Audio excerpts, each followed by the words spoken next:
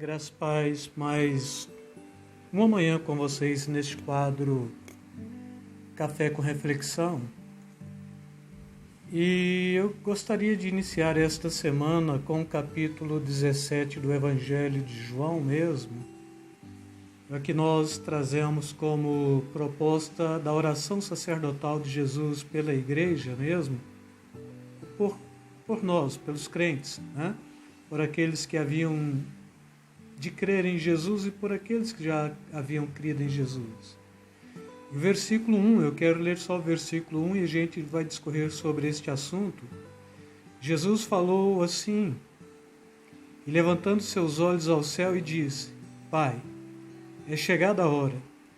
glorifica teu filho para que também o teu filho glorifique a ti. Quando nós paramos para analisar a proposta desta oração sacerdotal de Jesus, ele está fazendo esta oração em prol daqueles que de fato já estavam com ele. Então aqui estamos falando do colegiado apostólico, dos apóstolos e de alguns discípulos que já haviam sim crido que Jesus de fato era o Messias que havia de vir, que já tinham aceitado a possibilidade de que ele trazia a compreensão e a realidade de vida eterna para o povo. Mas quando nós olhamos para este Jesus na oração sacerdotal, a gente vai perceber que dentro deste quadro do sacerdote, aquele que intercede, aquele que sacrifica em favor da nação e assim por diante, a gente vai perceber um Jesus que em tudo ele é perfeito. Ele é 100% homem, é homem perfeito, ele é 100% Deus, é Deus perfeito, e ele também é apresentado como sacerdote perfeito. Hebreus capítulo 14, no versículo 15, diz: Porque não temos um sumo sacerdote que não possa compadecer-se das nossas fraquezas, porém um que, como nós, em tudo foi tentado, mas sem ter pecado. E posteriormente, uma outra passagem de Hebreus diz que todo sumo sacerdote primeiro oferece sacrifício pelos seus próprios pecados para posteriormente oferecer sacrifício pelo pecado do povo, da nação. Mas Jesus, ele não precisa oferecer sacrifício pelos seus pecados, porque ele é homem perfeito, ele é Deus perfeito, ele é puro, ele é santo, ele não pecou, ele não trouxe em si a mácula do pecado, ele não trouxe em si a genealogia de Adão, ou então a genealogia do mal, ou a característica do pecado de Adão em si mesmo, mas ele traz em si esta genealogia do Espírito Santo. Ele é gerado pelo Espírito Santo, então ele é homem perfeito, ele é Deus perfeito, ele é sacerdote perfeito, e a própria intercessão de Jesus também é uma intercessão perfeita. O próprio sacrifício de Jesus também é um sacrifício perfeito. E a própria glorificação de Jesus posterior ao seu ato de se oferecer como sumo sacerdote, como sacrifício perfeito, a sua glorificação também é perfeita, porque ele ressuscita dentre os mortos, ele tem a sua ascensão aos céus, e ele se assenta à destra do Pai. E aqui um dos aspectos interessantes deste aspecto sacerdotal de Jesus é que em tudo ele é perfeito, e com isso a nossa compreensão enquanto igreja é que se Jesus em tudo foi perfeito, ele também edificou uma igreja perfeita.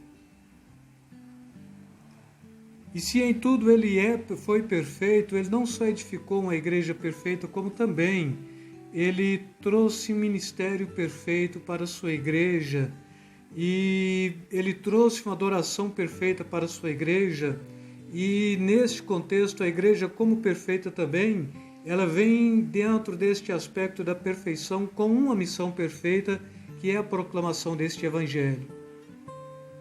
Perfeição de Cristo como homem, como Deus, como sacerdote, como intercessor e como sacrifício, é de que a igreja também fosse em tudo aperfeiçoada, perfeita, já nascesse perfeita, e é o que ele está falando no Evangelho de Mateus, não é? Sobre esta rocha edificaria a minha igreja e as portas do inferno não prevalecerão contra ela. Mas Colossenses capítulo 1, versículo 10 diz: para que possais andar dignamente diante do Senhor, agradando-lhe em tudo, frutificando em toda boa obra e crescendo no conhecimento de Deus. Então assim a gente vai perceber este sacerdote, ou este sumo sacerdote, neste conceito da oração sacerdotal do Evangelho de João, no capítulo 17, esta oração aqui ela tem um aspecto primeiro escatológico, porque ele está orando antes de se oferecer, e ele está orando já trazendo em si a pauta daqueles que haviam crido no seu nome e aqueles que haveriam de crer no seu nome. Então tem este aspecto também que a gente pode chamar de escatológico, mas algumas características do aspecto sacerdotal de Jesus, ele primeiro está orando em prol de si mesmo, mas aqui não para pedir perdão pelos seus pecados, mas para que ele fosse glorificado do lado do Pai. E ele começa propondo: glorifica o teu filho, para que o filho glorifique a ti. E esta proposta, irmãos, no versículo 5, agora glorifica-me tu, ó Pai, junto de ti mesmo, com aquela glória que tinha contigo antes que o mundo existisse. Então nós servimos um Jesus que é perfeito como homem, é perfeito como Deus, é perfeito como aquele que intercede por nós na oração sacerdotal, é perfeito como sacerdote, é perfeito como oferta, é perfeito no contexto de fazer tudo acontecer perfeito. Então ele está gerando a igreja perfeita nesta oração, e esta igreja perfeita ela tem que ter estas características da perfeição também, porque se ele é perfeito, se tudo que ele fez foi perfeito, se a igreja que ele edifica é uma igreja perfeita, esta igreja tem que ter um ministério perfeito, tem que ter uma adoração perfeita, tem que ter uma missão perfeita. E a missão da igreja é dar continuidade à perfeição do ministério de Cristo na face da terra, dentro deste conceito que este Cristo que fora perfeito em tudo e que edificaram a igreja perfeita e que nos faz perfeitos diante dele, nos chama para então estarmos buscando mais pessoas à perfeição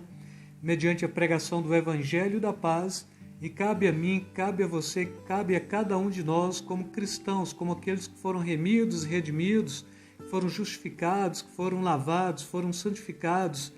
e que foram regenerados e que aguardam com ansiedade mesmo a glorificação dos próprios corpos também, ter esta consciência de que se ele foi perfeito, a nossa proclamação do Evangelho é perfeita, mas a nossa condição também deve ser uma condição de perfeição diante daquele que aperfeiçoa todos perante o Pai pelo seu sacrifício.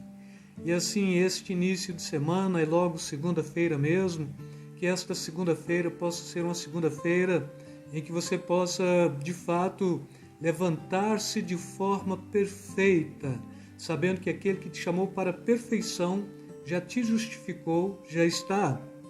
à direita de Deus, já te constituiu como igreja do Senhor, e esta perfeição então é para ser uma perfeição de manutenção, ou a manutenção contínua de perfeição, e não como aqueles que ora pensam em